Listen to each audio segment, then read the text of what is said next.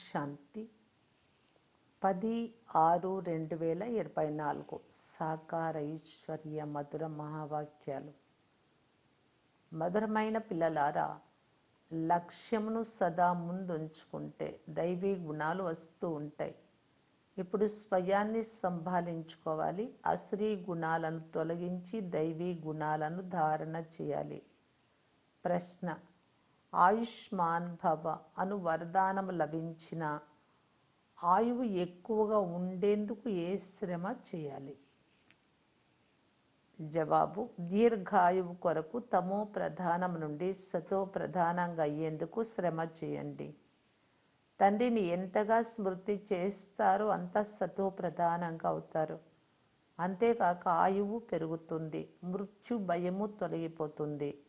స్మృతి ద్వారా దుఃఖము దూరం అవుతుంది. మీరు పుష్పాలుగా అవుతారు. స్మృతిలోనే గుప్త సంపాదన ఉంది. స్మృతి వలన పాపాలు తొలగిపోతాయి, ఆత్మ తేలికైపోతుంది, ఆయువు పెరుగుతుంది. ఓం శాంతి. మధురాతి మధురమైన ఆత్మిక పిల్లలకు తండ్రి అర్థం చేయిస్తూ ఉన్నారు మరియు చదివిస్తూ కూడా ఉన్నారు. ఏం అర్థం చేయిస్తూ ఉన్నారు? మధురమైన పిల్లలు, మీకు ఒకటేమో దీర్ఘాయువు కావాలి. ఎందుకంటే మీ ఆయువు ఒకప్పుడు చాలా ఎక్కువగా ఉండేది, 150 సంవత్సరాల ఆయువు ఉండేది. ఇప్పుడు అంత దీర్ఘాయువు ఎలా లభిస్తుంది? తమో ప్రధానం నుండి సతో ప్రధానంగా అవ్వడం వలన లభిస్తుంది. మీరు సతో ప్రధానంగా ఉన్నప్పుడు మీ ఆయువు చాలా ఎక్కువగా ఉండేది. ఇప్పుడు మీరు పైకి ఎక్కుతున్నారు. మనము సతో ప్రధానంగా ఉన్నప్పుడు ఆయువు ఎక్కువ ఉండేది అని, తమో ప్రధానంగా అయినందున ఆయువు తగ్గిపోయింది అని మీకు తెలుసు. ఆరోగ్యం కూడా బాగుండదు, పూర్తి రోగులుగా అయిపోయారు. ఇది పాత జీవితం. క్రొత్త జీవితంలో ఇది పోల్చబడుతుంది. ఇప్పుడు తండ్రి మనకు దీర్ఘ ఆయువును తయారు చేసుకునేందుకు యుక్తులు తెలుపుతూ ఉన్నారు. మధురాతి మధురమైన పిల్లలు, నన్ను మీరు స్మృతి చేస్తే మొదట ఎంత సతో ప్రధానంగా ఉండేవారు, ఎంత దీర్ఘాయువు కలవారిగా ఉండేవారు, ఎంత ఆరోగ్యవంతులుగా ఉండేవారు, మళ్ళీ అలాగే అవుతారు. ఆయువు తగ్గిపోయినందున మృత్యు భయం ఉంటుంది. సత్యుగంలో ఇలా అకస్మాత్తుగా ఎప్పుడు మరణించరు అని మీకు గ్యారంటీ లభిస్తుంది. తండ్రిని స్మృతి చేస్తూ ఉంటే ఆయువు వృద్ధి చెందుతుంది. అంతేకాక అన్ని దుఃఖాలు దూరం అయిపోతాయి, ఎలాంటి దుఃఖము ఉండదు. ఇంతకంటే మీకు ఏం కావాలి? ఉన్నత పదవి కూడా కావాలని మీరు అంటారు. ఇటువంటి పదవి లభించగలదని మీకు ఇంతకు ముందు తెలియదు. ఇప్పుడు ఇలా చెయ్యండి అని తండ్రి యుక్తి తెలుపుతున్నారు. లక్ష్యం మీ ఎదుటే ఉంది. మీరు ఇటువంటి లక్ష్మీనారాయణ పదవి పొందగలరు. అందుకు మీరు ఇక్కడే దైవీ గుణాలు ధారణ చేయాలి. నాలో ఏ అవగుణాలు లేవు కదా అని స్వయాన్ని ప్రశ్నించుకోవాలి. అవగుణాలు కూడా అనేక రకాలుగా ఉంటాయి. సిగరెట్ కాల్చడము, చీచీ వస్తువులు తినడము, ఇవి కూడా అవగుణాలే. అన్నిటికంటే పెద్ద అవగుణం వికారం. దీనినే చెడు స్వభావము అని అంటారు. తండ్రి అంటున్నారు, మీరు వికారులుగా అయ్యారు. ఇప్పుడు నిర్వికారులుగా అయ్యేందుకు మీకు యుక్తులు తెలుపుతున్నాను. ఇందులో ఈ వికారాలను, అవగుణాలను వదిలేయాలి. ఎప్పుడు వికారులుగా అవ్వరాదు. ఈ జన్మలో సంస్కరించబడితే ఆ సంస్కారం 21 జన్మల వరకు కొనసాగుతుంది. చాలా ముఖ్యమైన విషయం నిర్వికారులుగా అవ్వడం. జన్మ జన్మాంతరాల భారం ఏదైతే తలపై ఎక్కి ఉందో అది యోగ బలము ద్వారానే దిగిపోతుంది. జన్మ జన్మాంతరాలుగా మనం వికారులుగా అయ్యాము అని పిల్లలైన మీకు తెలుసు. ఇక మీదట ఎప్పుడు వికారులుగా అవ్వమని తండ్రితో మనం ఇప్పుడు ప్రతిజ్ఞ చేస్తాము. పతితులుగా అయితే 100 రెట్లు దండను కూడా అనుభవించవలసి వస్తుంది. అంతేకాక పదవి కూడా భ్రష్టం అయిపోతుంది అని తండ్రి అంటున్నారు. ఎందుకంటే నిందింప చేశారు కదా, అనగా వికారి మనుషుల వైపుకు వెళ్ళిపోయారు. ఈ విధంగా చాలామంది అటువైపుకు వెళ్ళిపోతారు, అనగా ఓడిపోతారు. ఈ వికారి వ్యాపారం చేయరాదని ఇంతకుముందు మీకు తెలియదు. కొంతమంది చాలా మంచి పిల్లలు ఉంటారు, మేము బ్రహ్మచర్యమును పాటిస్తామని అంటారు. సన్యాసులను చూసి పవిత్రత మంచిదని భావిస్తారు. పవిత్రత మరియు అపవిత్రత ప్రపంచంలో అపవిత్రులైతే చాలామంది ఉన్నారు. మల విసర్జనకు వెళ్ళడం కూడా అపవిత్రంగా అవ్వడం. కనుక వెంటనే స్నానం చేయాలి. అనేక ప్రకారాలైన అపవిత్రత ఉంటుంది. ఎవరికైనా దుఃఖం ఇవ్వడము, పోట్లాడడము, జగడాలాడడము కూడా అపవిత్ర కర్తవ్యాలే. తండ్రి చెప్తున్నారు, జన్మ జన్మాంతరాలుగా మీరు పాపాలు చేశారు. ఆ అలవాట్లన్నీ ఇప్పుడు నిర్మూలించి వేయాలి. ఇప్పుడు మీరు సత్యమైన మహానాత్మలుగా అవ్వాలి. సత్యమైన మహాత్ములే లక్ష్మీనారాయణలే. ఇతరులెవ్వరూ ఇక్కడ అలా అవ్వలేరు. ఎందుకంటే అందరూ తమో ప్రధానంగా ఉన్నారు. చాలా గ్లాని కూడా చేస్తారు కదా. వారు ఏం చేస్తున్నారో వారికే తెలియదు. ఒకటి గుప్త పాపాలు, రెండవది ప్రత్యక్ష పాపాలు కూడా జరుగుతాయి. ఇది తమో ప్రధానమైన ప్రపంచం. తండ్రి మనల్ని వివేకవంతులుగా తయారు చేస్తున్నారు. అందుకే వారిని అందరూ స్మృతి చేస్తారు అని పిల్లలైన మీకు తెలుసు. ఇప్పుడు పావనంగా తయారవ్వాలి. అంతేకాక గుణాలు కూడా కావాలి అనే మంచి జ్ఞానం మీకు లభిస్తుంది. దేవతల ముందు మీరు ఏ మహిమనైతే చేస్తూ వచ్చారో ఇప్పుడు మీరు ఆ విధంగా దేవతల వలె తయారవ్వాలి. తండ్రి అర్థం చేయిస్తూ ఉన్నారు, మధురాతి మధురమైన పిల్లలారా, మీరు ఎంత మధురాతి మధురమైన సుగంధ పుష్పాలుగా ఉండేవారు. తర్వాత మీరే ముళ్ళుగా తయారయ్యారు. ఇప్పుడు తండ్రిని స్మృతి చేయండి. స్మృతి ద్వారానే మీ ఆయువు పెరుగుతుంది. పాపాలు కూడా భస్మం అయిపోతాయి. తలపైన ఉన్న భారం తేలిక అవుతుంది. మిమ్మల్ని మీరే సంభాళించుకోవాలి. మీలో ఏ ఏ అవగుణాలు ఉన్నాయో వాటిని తొలగించుకోవాలి. ఉదాహరణకు, నీకు అర్హత ఉందా అని నారదుడిని అడిగారు. నారదుడు తనకు అర్హత లేదని తెలుసుకున్నాడు. తండ్రి మిమ్మల్ని ఉన్నతంగా తయారు చేస్తారు. తండ్రికి మీరు పిల్లలు కదా.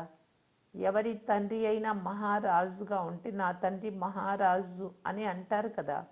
బాబా చాలా సుఖమునిచ్చేవారు. మంచి స్వభావం ఉన్న మహారాజులకు కోపం ఎప్పుడూ రాదు. ఇప్పుడు మెల్లమెల్లగా అందరి కళలు తగ్గిపోతూ వచ్చాయి.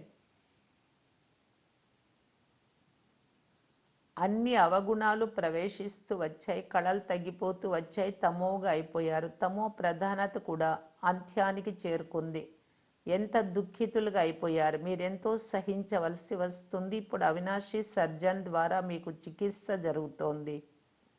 పంచ వికారాలు మిమ్మలను క్షణ క్షణము సతాయిస్తాయని తండ్రి చెప్తున్నారు. తండ్రిని స్మృతి చేసి పురుషార్థం ఎంతగా చేస్తారో అంత మాయ మిమ్మలను క్రింద పడవేసేందుకు ప్రయత్నిస్తుంది. మాయా తుఫాన్లు కదిలించలేనంతగా మీ స్థితి శక్తిశాలిగా ఉండాలి. రావణుడు అంటే ఏ వస్తువు కాదు, ఏ మనిషి కాదు, పంచ వికారాల రూపమైన రావణుడినే మాయ అని అంటారు. అసురీ రావణ సంప్రదాయంలోని వారు అసలు మీరు ఎవరో గుర్తించరు. అసలు మీకు వీరెవరు అని అడుగుతారు. ఈ బీకేలు ఏమర్థం చేయిస్తున్నారు అని అడుగుతారు. యథార్థం ఎవ్వరికీ తెలియదు. బీకేలు అని వీరు ఎందుకు పిలువబడుతున్నారు? బ్రహ్మ ఎవరి సంతానం? ఈ విషయాలు ఎవరికీ తెలియవు. మనము తిరిగి ఇంటికి వెళ్ళాలి అని ఇప్పుడు మీకు తెలుసు. తండ్రి కూర్చొని పిల్లలైన మీకు ఈ శిక్షణ ఇస్తున్నారు. ఆయుష్మాన్ భవ్, ధనవాన్ భవ్. మీ కోరికలన్నీ పూర్తి చేస్తారు, వరదానాలు ఇస్తారు. కానీ కేవలం వరదానాలతో ఏ పని జరగదు. శ్రమించాలి. ప్రతి విషయాన్ని బాగా అర్థం చేసుకోవాలి. స్వయానికి రాజ్య తిలకం దిద్దుకునేందుకు అధికారిగా అవ్వాలి. తండ్రి అధికారులుగా చేస్తారు. ఇలా చేయమని పిల్లలైన మీకు శిక్షణ ఇస్తున్నారు. మొదటి నంబర్ శిక్షణ, నన్ను ఒక్కరినే స్మృతి చేయండి. మనుషులు స్మృతి చేయరు, ఎందుకంటే వారికి తెలియదు. కావున వారి స్మృతి కూడా తప్పే. ఈశ్వరుడు సర్వవ్యాపి అని అంటారు. అలాంటప్పుడు శివబాబాని ఎలా స్మృతి చేస్తారు? శివాలయానికి వెళ్ళి పూజ చేస్తారు. వీరి కర్తవ్యం ఏమిటి అని వారిని అడగండి. వెంటనే భగవంతుడు సర్వవ్యాపి అని అంటారు. దయ చూపమని వేడుకుంటారు, పూజిస్తారు. పరమాత్ముడు ఎక్కడున్నారు అని ఎవరైనా అడిగితే వెంటనే సర్వవ్యాపి అని అంటారు. చిత్రాల ఎదురుగా ఏం చేస్తారు? చిత్రం ఎదురుగా లేనప్పుడు అన్ని కళలు సమాప్తమైపోతాయి. భక్తి మార్గంలో ఎన్నో తప్పులు చేస్తారైనా భక్తి అంటే చాలా ప్రియం. కృష్ణుడి కొరకు ఎన్నో నిర్జల ఉపవాసాలు మొదలైనవి చేస్తారు. ఇక్కడ మీరు చదువుకుంటూ ఉన్నారు. భక్తులు ఏమేం చేస్తున్నారో చూసి మీకు ఇప్పుడు నవ్వు వస్తుంది. డ్రామా అనుసారంగా భక్తి చేస్తూ క్రిందికే దిగుతూ వచ్చారు, పైకి ఎవ్వరూ ఎక్కలేదు. ఇప్పుడు ఇది పురుషోత్తమ సంగమ యుగం. దీని గురించి ఎవ్వరికీ తెలియదు. మీరు ఇప్పుడు పురుషోత్తములుగా అయ్యేందుకు పురుషార్థం చేస్తున్నారు. టీచరు విద్యార్థికి సేవకుడిగా ఉంటాడు కదా, విద్యార్థులకు సేవ చేస్తాడు. టీచరు గవర్నమెంట్ సర్వెంట్ కదా, కావున విద్యార్థులకు కూడా సేవకుడు. తండ్రి కూడా మీకు నేను సేవ చేస్తాను, మిమ్మలను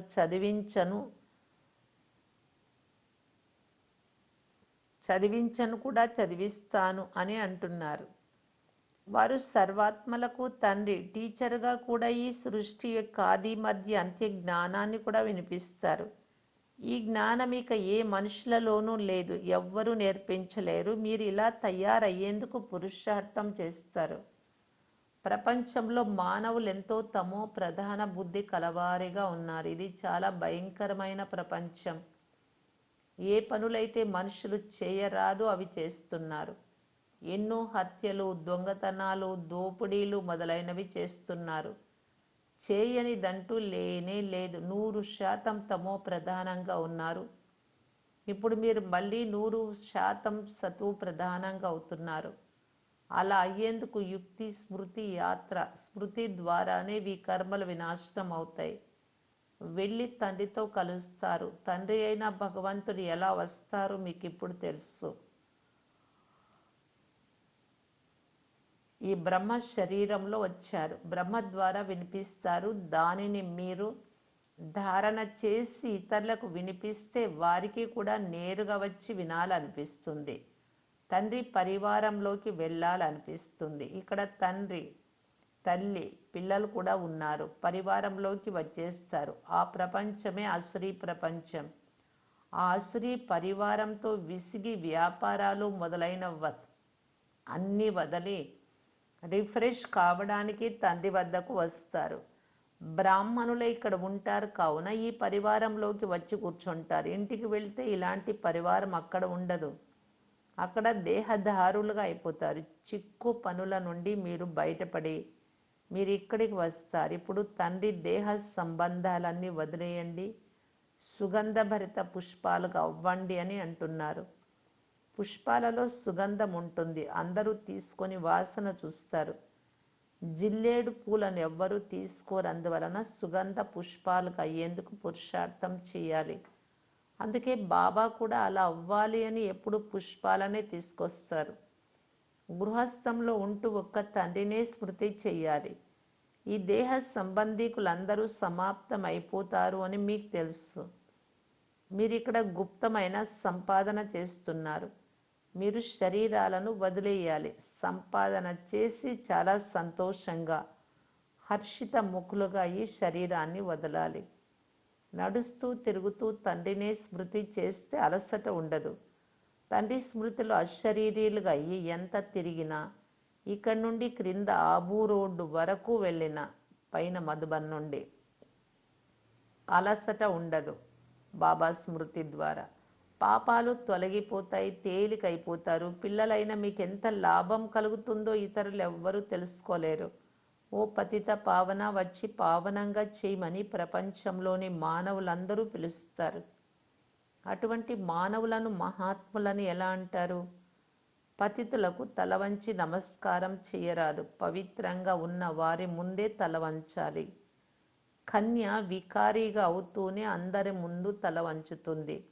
మళ్ళీ పతిత పావన రండి అని పిలుస్తుంది. అరే, పతితులుగా ఎందుకు అవ్వాలి, ఎందుకు పిలవాలి? అందరి శరీరాలు వికారాలతోనే జన్మించాయి కదా, ఎందుకంటే ఇది రావణ రాజ్యం. ఇప్పుడు మీరు రావణుడి నుండి వెలుపలికి వచ్చేసారు. దీనిని పురుషోత్తమ సంగమ యుగమని అంటారు.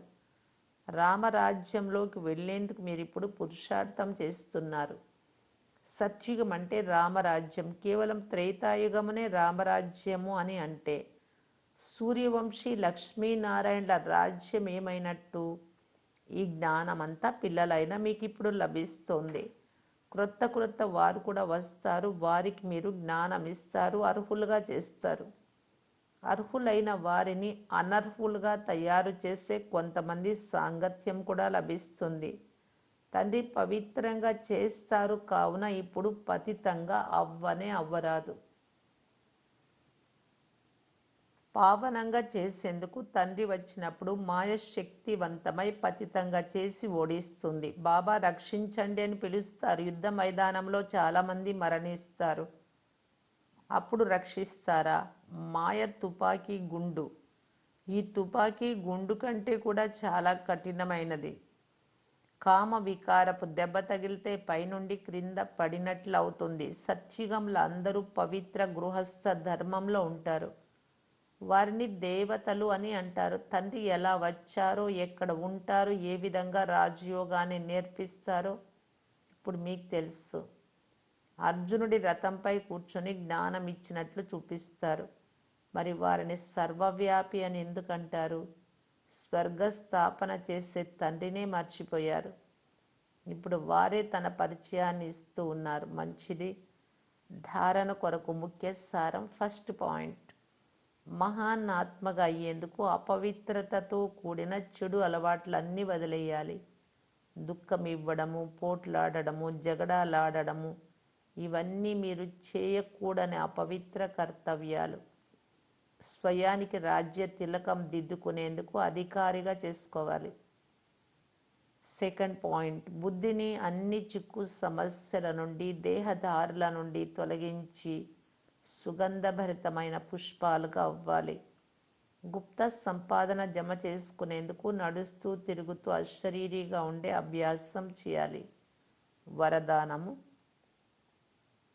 శుభ చింతన శక్తి ద్వారా ఆత్మలను చింతాముక్తులుగా చేసే శుభచింతక్ మణిభవ. ఈనాటి ప్రపంచంలో ఆత్మలందరూ చింతామణులుగా ఉన్నారు. చింత చేసే మణి అంటే ఆత్మ. ఆ చింతామణులను శుభచింతక్ మణులైన మీరు మీ శుభచింతన శక్తి ద్వారా పరివర్తన చేయగలరు. ఎలాగైతే సూర్యుని కిరణాలు దూరం వరకు అంధకారాన్ని తొలగిస్తాయో, అలా శుభచింతక మణులైన మీ శుభ సంకల్పాల రూపీ ప్రకాశము లేక కిరణాలు విశ్వంలో నలువైపులా వ్యాపిస్తూ ఉన్నాయి. అందువలన ఏదో స్పిరిచువల్ లైట్ గుప్త రూపంలో తన కార్యాన్ని చేస్తూ ఉంది అని వారు భావిస్తారు. ఈ టచింగ్ ఇప్పుడే ప్రారంభమైంది. వెతుకుతూ వెతుకుతూ చివరికి స్థానానికి చేరుకుంటారు. స్లోగన్, బాప్ దాదా ఆదేశాన్ని స్పష్టంగా క్యాచ్ చేసేందుకు మనస్సు బుద్ధి యొక్క లైన్ను క్లియర్గా ఉంచుకోండి. అవ్యక్త ఇషారా, కర్మయోగిగా కావటానికి బాప్ దాదా తెలియజేస్తూ ఉన్నారు. యోగము అనగా స్మృతి యొక్క అటెన్షన్. కర్మను ఎలా వదలరో అలాగే స్మృతి కూడా తొలగిపోరాదు. దీనికే కర్మయోగి అంటారు. కర్మయోగి అనగా ప్రతి కర్మ ద్వారా బాబాతో స్నేహము మరియు సంబంధము, ప్రతి ఆత్మకు సాక్షాత్కారం కావాలి. ఏ విధంగా హద్దు ఆత్మలతో స్నేహం ఉంచిన ఆత్మ యొక్క ముఖము మరియు నడవడికలో కనబడుతుందో, వీరు ఎవరి స్నేహంలోనూ లవ్లీనయ్యారు అని. అలాగే ప్రతి కర్మ బాబా జతలో స్నేహి ఆత్మ యొక్క అనుభవం చేయించాలి. అప్పుడే అంటారు కర్మయోగి అని. ఓం శాంతి.